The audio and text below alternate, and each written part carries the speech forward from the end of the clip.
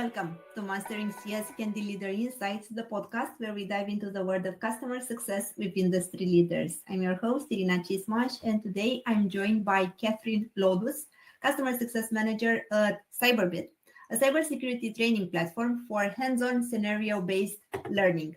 Katrin, I'm really happy to have you here. Thanks for joining. Thank you for having me. More than happy to be here.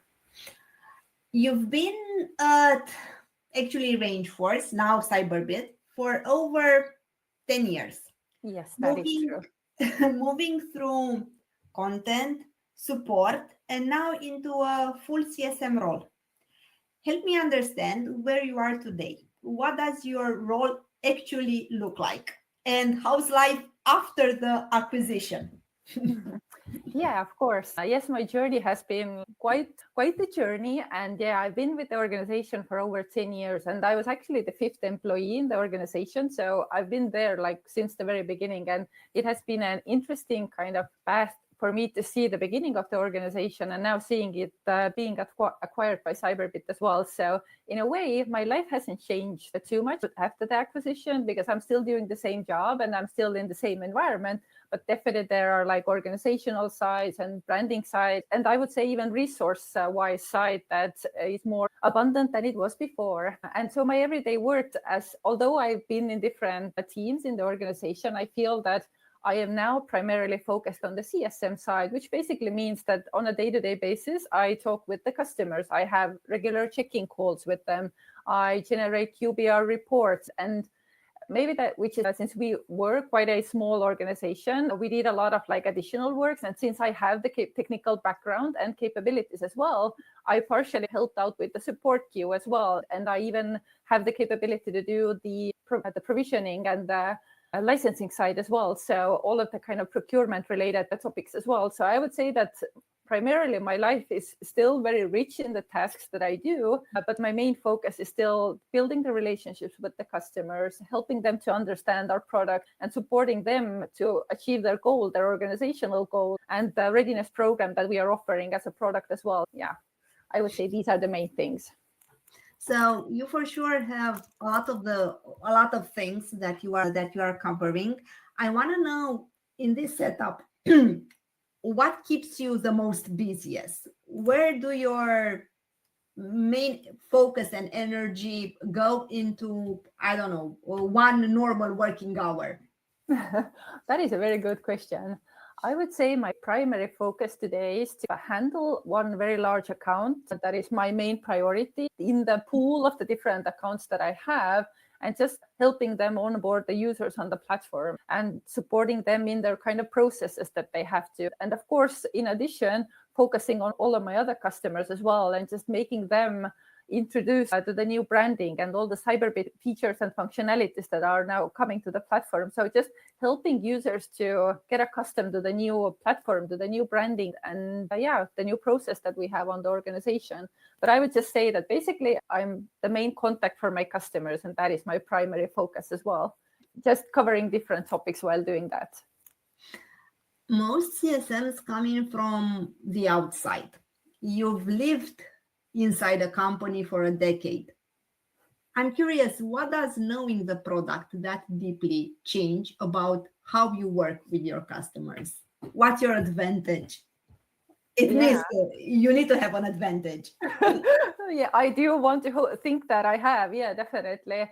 Yes, I've grown out of the organization in a way from a different role into the CS role. And I think the main kind of advantage that comes with this is that I have a full understanding of the product. So I know all of the people in different teams. I know their kind of primary tasks, and that gives me a very good kind of overview. And whenever a customer has a problem or they have a question or an issue, I can okay, I know whom to turn to. I get responses really quickly, and that gives me the opportunity to respond to my customers quicker so that they can make maybe time critical decisions because they have the information sooner. That where in a larger organization, there might be situations where they're waiting for an answer for a week or a two or etc. It depends on the organization. And I think since I have the technical background and I've been in different layers, I can already, when they're describing their issue or they're describing their question, I can already map it out in my head, like, oh, okay, I know how this is done. Okay, this is probably going to happen in that time frame. This is probably not going to happen in the next quarter even. So it gives me more like active information to understand what would be the correct answer for them so that it would actually help them achieve their goals. So I think that definitely helps me a lot. How do you measure whether a customer is genuinely succeeding when success means their people are better prepared for something you hope never happens? Oh, yeah, that is a very clever question. I think our product has been built up in a way because we have been struggling with that, because we are offering blue team defense training, which means that usually what people think of it is that you have these modules and then you complete a lot of modules and the number as if it's showing like you're being successful. But over the time, we've understood that it's not only doing the modules that is a confirmation that you're doing really well, but instead we actually measure. We have this product feature called live fire exercises, which are actually real life based scenarios where they have a virtual environment where they get in there, and within 4 hours they actually are presented live attacks of specific threats that may be common in their organization or in their everyday life as well. So they are under this time pressure to actually defend and mitigate against the different real life attacks happening in the environment. And this gives, what I've heard from the customers as well, this gives a really good understanding how people are actually behaving when they are under attack, because it might never happen in their organization. And the platform that we have built is that it's measuring their technical skills, but at the same time, there is an opportunity to measure their soft skills. And I think a very large part of in the cybersecurity field is that it's not only technical, you need to have the social skills as well for that to work well under a pressure. So I think having that kind of combination and a report produced after that just gives you a really good understanding. I think we are going to do well with this specific threat, but now we've actually been tested against it. And we understand that these are leadership and initiative problems that we are facing. This is communication problems we are facing. This is the technical sides we're lacking. So I think that is a really good measurement of whether they are actually successful when they're on the platform, whereas they can just think that maybe they are. So it's a real life kind of scenario. And I think that is the best reflection of their actual success as well. Speaking of this, I know that at some point you experienced a personal social engineering incident and you described it on your LinkedIn summary. And that experience made cybersecurity real for you. Now, I'm super curious, and I know that our audience is as well. What happened and how do you leverage that story in your day-to-day CS work? Or do you even leverage it? Does it help? Did it help in any way, that experience, when it comes to the CS work that you do? Yeah, definitely. I can't disclose too many details. Yeah, of course. Yeah. Tell us only what are the things that you can share public. Yeah, no worries. Yeah, it happened, I think, around 15 years ago already. And I've been in the IT field for quite some time now. And yes, it was a situation where I was targeted as a social engineering attack, and I was not aware of it at all.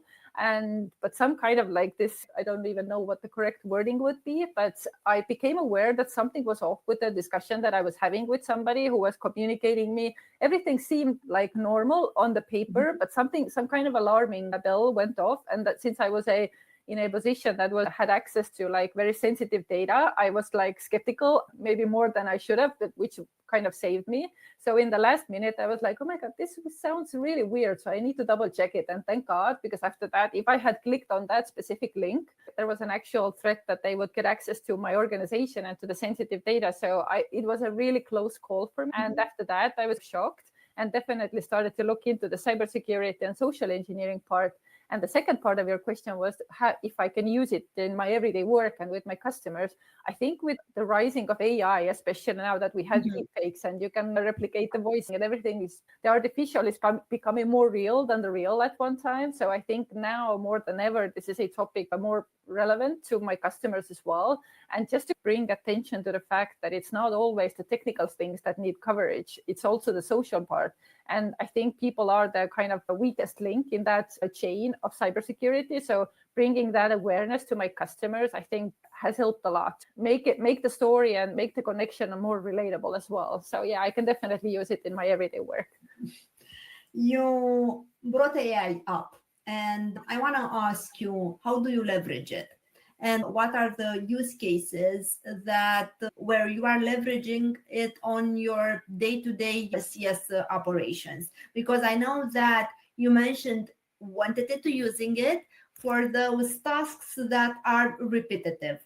So at least your declaration is, I want to help it to free up the time and spend it where I'm more needed rather than on manual things. Now, I'm curious, how does this actually apply in real life? Yes, AI is definitely a very popular topic these days. Indeed. But in my everyday work, I would bring out perhaps the example that I just had recently. I was putting together a QBR report, and our platform provided some of the data, and I had these additional resources that also provided additional data.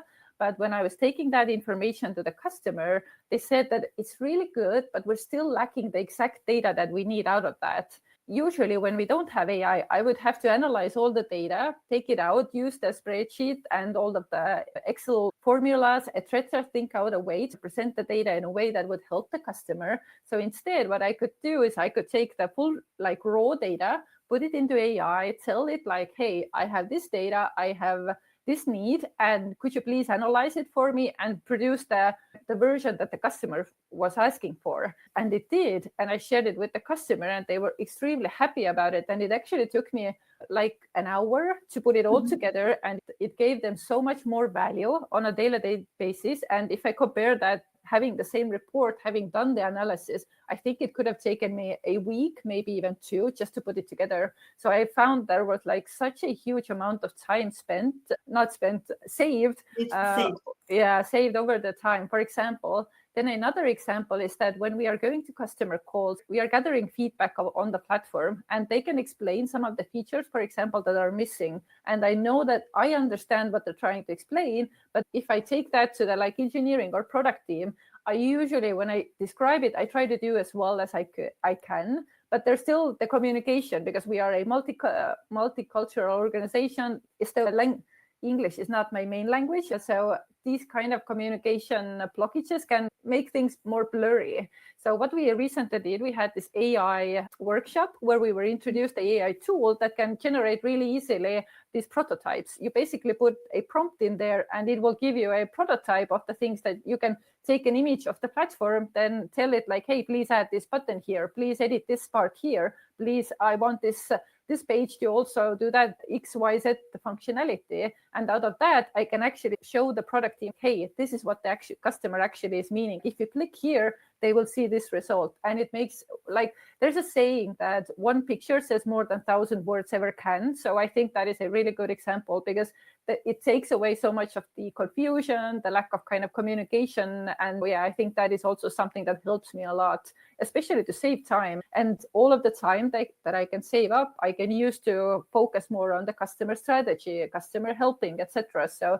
I think these are two examples that I can bring out. Yeah. Those were very great examples, and I wanna ask you, because I know that your background is complex, and there are several things that you also did in the past. I know that it was the NGO work. I know that you were also a teacher in a previous life. I want to know, how did those experiences shape what you are in this moment? And I want to understand it in the context of, does it make you be a better CSM? And in the era of all of those AI things, where the CS role changes, what are those skills that, regardless of the evolution of technology, will need to be present to be a good CSM, to be an awesome CSM? And I know that there are a lot of questions into one, but basically I want to ask you what helped you from the past experience be what you are now, and what's your recommendation, or what do you think what are the skills that would still be needed regardless of how AI and technology evolve? That is a very good question. I love that question. Yeah, my background has a lot of different roles as well, like even in the organization. So I think having this variety is something that I really enjoy throughout my entire career. And definitely I would take some wisdom out of all of the roles that I've been in. And I think from the lecturer and system analyst roles, I would take the capability to understand what lies underneath the requests that my customers might have. I'm going to parallel that with the AI part as well, because some people are saying that AI is like giving the results that is not usable, it's too simple, etc. Some say, oh my God, it's the best tool ever, right? And for me, the understanding is it depends how you're using it. And one important part of that is how you write your prompts. So the question already determines what is the answer you're going to be receiving. And I think the background that I have with the system analyst who needs to always think outside of the box, needs to understand the customer with very minimal words, I think that has given me the creativity to understand, like, okay, my customer is expressing this, but what are they actually meaning behind that? And having that kind of open mind and just creativity really helps a lot. And with the lecturer part, adding it here as well, what I received from that is from the academic world, I actually got structure. So it seems as if it's conflicting. Like, how can you be open-minded and then at the same time have structure? But I think when you actually combine these two strengths, you get something really good, because using the structure to give your creative ideas to the AI prompt, for example, it can give you back so many interesting, innovative approaches that you might not have come to when you just didn't know how to ask the correct questions. So I think when you were asking, like, what would be my recommendation moving forward to have that spark and still have that awesome CSM experience, I think people should never stop learning and stop being like curious. You need to be curious towards life, towards the role that you're in, because I think AI is a powerful tool, but it will not substitute human mind, the creativity, the kind of inspiration, etc. So I think as long as the person is still interested in working with people, and you can never learn about too much about a person, it's just endless. The work is endless. So basically, just having the creativity and the willingness to learn, I think this is going to be a huge advantage moving forward when the technology substitutes so many mundane tasks and automates a lot of the work. So yeah, that was something that I feel that I've received from the previous roles that I can apply today, but I think it will be something that will help me moving forward as well. And whoever is going to do that the same way. So yeah. Katrin, this was a genuinely different conversation. And I loved how your path into CS came from so many directions, and somehow how each one left something behind that you are still using in your day-to-day current role. Thanks so much for joining me. Thank you so much for having me. And to everyone listening, thanks for tuning in. Until next time, stay curious, keep learning and mastering customer success. Thank you. Bye.